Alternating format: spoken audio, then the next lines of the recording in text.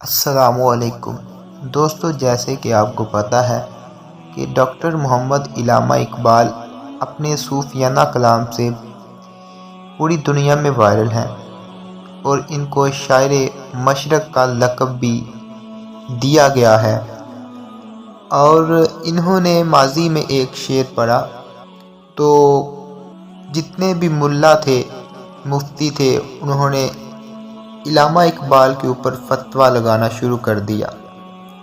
تو جواباً علامہ محمد اقبال نے کیا کہا، وہ شعر سماعت فرمائیں۔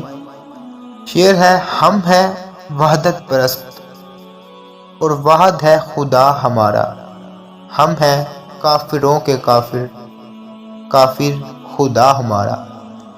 دوستو، جواب میں علامہ اقبال نے جب یہ اشعار کا جو مفہوم بیان کیا، اس کے جو لغوی معنی ہے وہ بتائے، وہ میں آپ کو سناتا ہوں، آپ غور سے سن لیجئے گا۔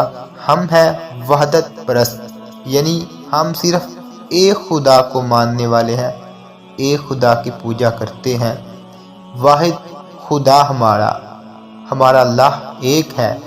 ہم ہیں کافروں کے کافر، یعنی جو غیر مسلم ہیں، جو ہمارے رب کا انکار کرتے ہیں۔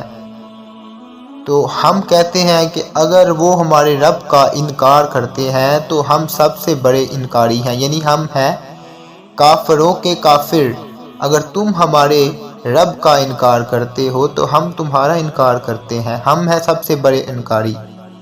ہم ہیں وحدت پرست، واحد خدا ہمارا، ہم ہیں کافروں کے کافر